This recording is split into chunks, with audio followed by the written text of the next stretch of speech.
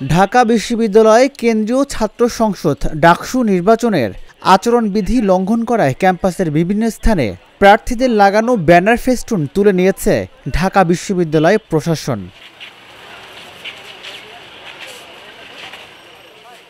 বুধবার দুপুরে বিশ্ববিদ্যালয়ের বিভিন্ন এলাকা থেকে নির্বাচন কমিশন কর্তৃক গঠিত টাস্ক ফোর্সের নেতৃত্বে প্রার্থীদের ব্যানার ফেস্টুন তুলে নেওয়া হয়।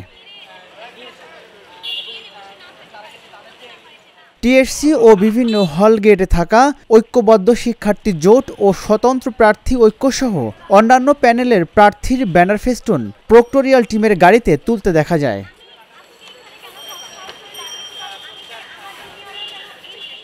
এদিকে ডাকসু নির্বাচনে চলছে দ্বিতীয় দিনের প্রচারণা। অপরাজয় ৭১, অদম্য ২৪ প্যানেলের প্রার্থীরা বুধবার সকালে ভিসি চত্বরে অবস্থিত স্মৃতি চিরন্তনে শ্রদ্ধা নিবেদনের মধ্য দিয়ে নির্বাচনের আনুষ্ঠানিক প্রচার শুরু করেন। প্রতিশ্রুতি হিসেবে আমি বলবো যে ৭১ ও ২৪-এর স্পিরিটকে ধারণ করে আমরা একটি সম্পূর্ণ স্বায়ত্তশাসিত শিক্ষার্থী বান্ধব একটি ক্যাম্পাস গড়তে চাই। সেই প্রতিশ্রুতি নিয়েই হচ্ছে যে আমরা আমাদের প্রচারণা চালাচ্ছি। সাধারণ শিক্ষার্থীরা যদি স্বতন্ত্র প্রার্থী যারা আছে তাদেরকে যদি চুজ করে নিশ্চয়ই আমাদের জবাবদিহিতার একটা জায়গা থাকবে। আমরা সকলের পাশে থাকার চেষ্টা করব সর্বদা। আর আরেকটা বিষয় হচ্ছে, আমি আসলে ব্যক্তিগতভাবে কোনো ইশতেহারে বিশ্বাস করি না। এমন বড় বড় কোনো কথা বলবো না যাতে পরবর্তীতে আমরা সেই অনুযায়ী কাজ করতে না পারি। আমাদের মূল লক্ষ্য হচ্ছে শিক্ষার্থীদের কথা শোনা, সেই অনুযায়ী তাদের সমস্যাগুলোকে সমাধান করা। বড় সংগঠনগুলো আসলে তারা যে এই যে তাদের প্রচারণার কাজে যে পিভিসি ব্যানার সব জায়গায় টানানোর মাধ্যমে যে দেখাচ্ছে যে তাদের আধিপত্যটা একটু ক্যাম্পাসে বেশি, এটা অবশ্যই আমরা সবাই লক্ষ্য করছি। সেখানে আসলে প্রত্যেক প্রার্থীর যে লেভেল প্লেইং যে ফিল্ড সেটা আসলে লঙ্ঘন হচ্ছে। পরে তারা অভিযোগ করেন নির্বাচনকে কেন্দ্র করে অনেক অনিয়ম হচ্ছে, তবে প্রশাসন কোনো ব্যবস্থা নিচ্ছে না। আজকে এই আচরণবিধি লঙ্ঘন করবে, অমুক আচরণবিধি লঙ্ঘন করবে, তারপর গিয়ে আপনারা একটা নিষেধাজ্ঞা দিবেন, সেটা তো হবে না। আপনাকে আগেই সেটা ফলো করতে হবে। কালকে যখন মল চত্বরে এরকম একটা বিলবোর্ড টানানো হচ্ছে, তখন কেন সাথে সাথেই আপনারা সেটাকে রোধ করলেন না? তখন কোথায় এখানের যে প্রক্টোরিয়াল টিম বা এখানে এই নির্বাচনী আয়োজনের সাথে যুক্ত যে প্রশাসনিক বডি, তারা কেন এগুলো তখন সাথে সাথেই সেই তাৎক্ষণিক ব্যবস্থাটা নেয় নাই? কেন রাতের বেলা গিয়ে তাদেরকে বিজ্ঞপ্তি দিয়ে সেটা আবার করতে হয়? ফলে এটা তো প্রশাসনিক ব্যর্থতা। ফলে ছাত্র সংগঠন যারা এই ধরনের শোকেসিং রাজনীতি করেন, তারা প্রশাসনের এই দুর্বলতাকে কাজে লাগিয়ে রাজনীতিটা করেন। আমরা ওরকম রাজনীতি করিও না। আমরা আমাদের নিয়মমাফিক যে রাজনীতিটা, নিয়মতান্ত্রিকভাবে যে রাজনীতিটা করতে চাই, বিশেষ করে সংকটটা নিয়েই কথা বলতে চাই, সেটা দিয়ে আমরা যতদূর আমাদের শক্তি দিয়ে আমরা করতে পারবো, সেটাই আমাদের অর্জন। এই পরিবেশটা এখন পর্যন্ত মাঝে মাঝে কিছু জলঘোলাটে করার চেষ্টা করছে, কিন্তু আমরা মনে করি যে ক্যাম্পাস প্রশাসন, বিশ্ববিদ্যালয় প্রশাসন যদি তড়িৎ কোনো এটার অ্যাকশন নেয়, আমরা অবশ্যই মনে করি যে এই পরিস্থিতি আরও ভালোর দিকে যাবে। এই যে নির্বাচনী পরিবেশকে ঘোলাটে করার জন্য কিংবা ট্যাগিং ছুড়ে দেওয়ার যে অপরাজনীতি, সেটারও আমরা নিন্দা জানাই।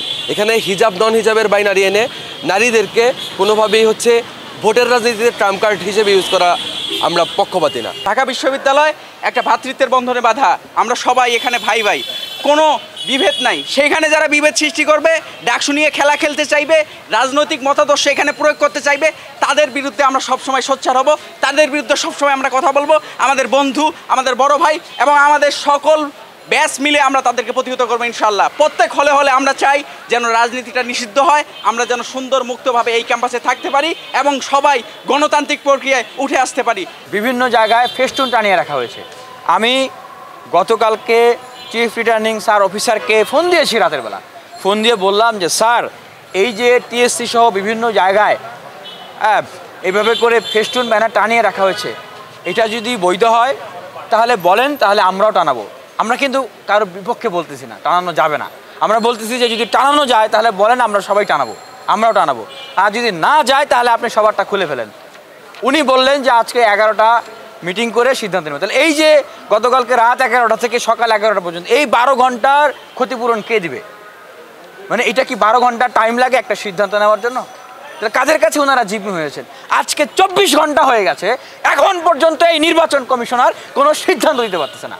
ফোন বন্ধ, কল দিলে কল ধরে না। তার মানে এগুলো কি হচ্ছে? আমরা কি পাতানো ম্যাচ খেলতে আসছি? আপনারা একটা ছাত্র সংগঠনের কাছে জিম্মি হয়ে আপনারা একদিন সময় বাড়ায় দিলেন, আবার অন্য আরেক গ্রুপের কাছে আপনারা জিম্মি হয়ে আপনারা ফেস্টুন তুলতে পারতেছেন না। আরে ভাই, তাহলে আপনারা রেজাল্ট ঘোষণা করে দেন। আমি শিক্ষার্থীদের উদ্দেশ্যে স্পষ্ট করে বলতে চাই, প্রিয় ভাই বোনেরা, আপনারা হয়তো দেখেছেন যে আমি ডাকসুর জন্য আমরণ অনশন করেছি, ফাইট করেছি।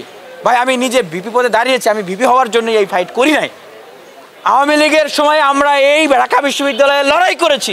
আমরা জানি আওয়ামী লীগের সময় কী হতো, সরকারের প্রভাবে বিশ্ববিদ্যালয়, সরকার দলীয় ছাত্র সংগঠনের মাধ্যমে বিশ্ববিদ্যালয়কে নিয়ন্ত্রণ করা হতো। ঠিক এখনও আপনারা অনেকেই হয়তো বুঝতেছেন না যে এই ঢাকা বিশ্ববিদ্যালয় ইতিমধ্যে 70% প্রভাবে প্রভাবিত হয়ে প্যাকেট হয়ে গেছে। প্রচারণার কাজ করে যাচ্ছেন জাতীয়তাবাদী ছাত্রদলের প্যানেল।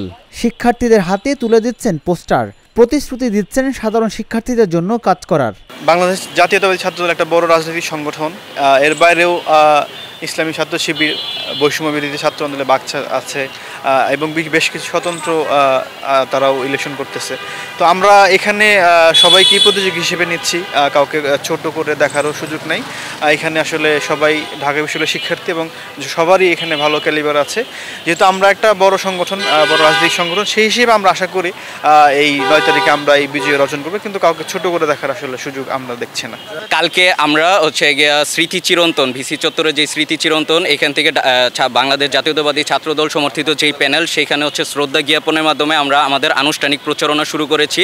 আজকেও প্রচারণার এটা হচ্ছে একটি কার্যক্রমের অংশ। এসব নির্বাচনী বিধিমালা আমরা মান্য করছি, অনেকেই হয়তো দেখা যাচ্ছে সব বিধিমালা সেভাবে মান্য করছেন না। সেই ব্যাপারগুলোতে আসলে আমি আশা করব যে যেসব আমাদের চিফ রিটার্নিং অফিসার স্যার আছেন বা রিটার্নিং অফিসার স্যাররা আছেন, ওনারা এই ব্যাপারটা একটু দৃষ্টিপাত করবেন এবং আমাদের জন্য একটা লেভেল প্লেইং ফিল্ড নিশ্চিত করবেন, যাতে আমরা যারা ছোটরা আছি আমরা একটা সমান একটা সুযোগ পাই এবং নির্বাচনে আমাদের জন্য খুব ভালো একটা অভিজ্ঞতা হয়, খুব মজার একটা অভিজ্ঞতা হয়। এবং ইনশাল্লাহ আমরা বেশ কয়েকজন, বা আমি আশা করব প্রত্যেকেই যেন আসলে আমাদের ব্যাচ থেকে জিতে আসতে পারি, আমাদের ব্যাচের কণ্ঠস্বর হয়ে যেন আমরা দাঁড়াতে পারি। বিশ্ববিদ্যালয়ের প্রতিনিধি হিসেবে যে বিশ্ববিদ্যালয়ের এই সংসদে আমাদের ব্যাচের বা আমাদের সেশনের প্রতিনিধি হিসেবে যেন আমরা কথা বলতে পারি, সেই সুযোগটা যেন আমরা নিশ্চিত করতে পারি সকলের ভোটের মাধ্যমে, ব্যালটের মাধ্যমে। এই জিনিসটা আমরা প্রত্যাশা করব। সাধারণ শিক্ষার্থীরা বলছেন, তাদের জন্য যারা কাজ করবেন তাদেরই ভোট দেবেন শিক্ষার্থীরা। রাজিবুল ইসলাম, ঢাকা জার্নাল, ঢাকা।